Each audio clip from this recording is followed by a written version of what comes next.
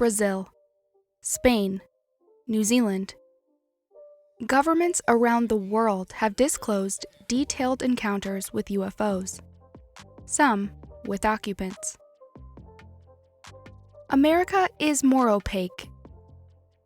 The Air Force has declassified thousands of Project Blue Book files, and journalists publish documents from the CIA and Navy, but there are gaps, such as in the entirety of outer space. Known as fastwalkers, satellites have picked up anomalous objects in near-Earth orbit for decades. They sometimes appear on NASA live streams. In 1989, the Air Force let it slip that a database of them began in the 70s. Today, it still isn't public. That may be because NORAD, who analyzed them, remains exempt from the Freedom of Information Act. Or because NASA is a figurative black hole. The agency steadfastly claims no astronaut has seen a UFO. Buzz Aldrin was taken out of context when he said an object followed Apollo 11, and this photo is just space junk. NASA has never declassified anything as much as a review of space anomalies. Other than Project Moonblink, a short-lived analysis of unusual lights on the surface of the moon that reached no conclusion. One would assume the agency that has managed all U.S. space exploration for 60 years has gathered more information. Could it be hiding in a little-known bureau inside the Department of State? We cover obscure declassified files. Subscribe to join us. The acronym is OES. That stands for the Bureau of Oceans and International Environmental and Scientific Affairs. It's one of many bureaus inside the State Department, whose overall mission is to carry out U.S. foreign policy and international relations. OES, whose logo has an astronaut, elephant, and whale, is divided into 9 offices, one of which is the Office of Space and Advanced Technology, SAT. OES SAT, as it's written, is working with NASA to return astronauts to the moon, and is also helping to build a space object registry that ensures commercial activity can operate safely. Is there any evidence, then, that OAS SAT has analyzed UFOs? May 17, 1978. OES drafts a memo to the American Embassy in La Paz, Bolivia, on reports of a fallen space object. No direct correlation with known space objects that may have re-entered Earth's atmosphere can be made, it writes. We are continuing to examine any possibilities. They asked the embassy for more information on the number of objects and whether or not they had any markings on them. The paper trail stops there, aside from the CIA gathering local reports of people seeing a flying saucer squadron before the crash.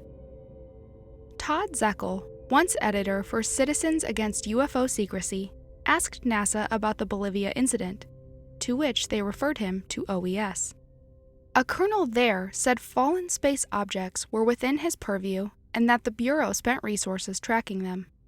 This is quietly backed up by other documents too. In 1976, OES was included in communication about space metal photographed in Canada and sent to Wright-Patterson Air Force Base in Ohio. That year, OES also received a report on a silver, luminous sphere seen over Morocco. In 1978, the Bureau was emphasized in a confidential report on efforts to have the UN investigate UFOs. And in 1979, OES and NASA received intel that officials in Kuwait were unsure if objects of extraterrestrial origin were observing oil refineries. It's becoming clearer after our review that OES may be a repository of sorts for UFO information inside the State Department. This is backed up by other files too, such as here, when 2 women claimed to have a message for President Jimmy Carter from outer space were referred to OES. Or here, when the Bureau wrote Eric von Däniken, thanking him for a copy of his book In Search of Ancient Gods. The author, known for popularizing the ancient astronaut hypothesis, wrote the White House expressing his support for the expansion of manned space travel. OES replied, saying it was committed to escalating space exploration. Less overt references to the Bureau were published by WikiLeaks too, such as this cable sent to House member Bill Archer titled Arrangements to Welcome Extraterrestrial Life Forms to the U.S. Metadata shows the file originated from OES, though no text body was leaked. The Bureau also approved communications on joint U.S.-Soviet space biology experiments that originated from NASA. They analyzed everything from astronaut physiology to how plants behave in space. This has been public for 40 years, though lesser known was OES's role. And really, that's the story here. Despite being a federal bureau, there is little media coverage of it. Our question is, how much of that is by design? This FOIA request in 1982 shows the State Department looked for UFO records in several places, but a search of OES was never finished.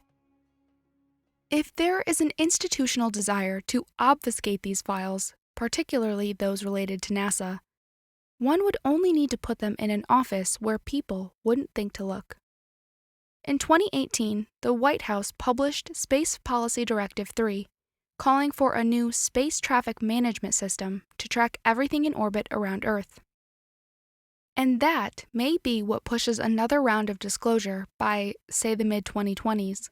Anomalous objects in space may need to be made public for safety reasons. OES has other responsibilities too. One office inside it protects marine wildlife, another, the preservation of Antarctica.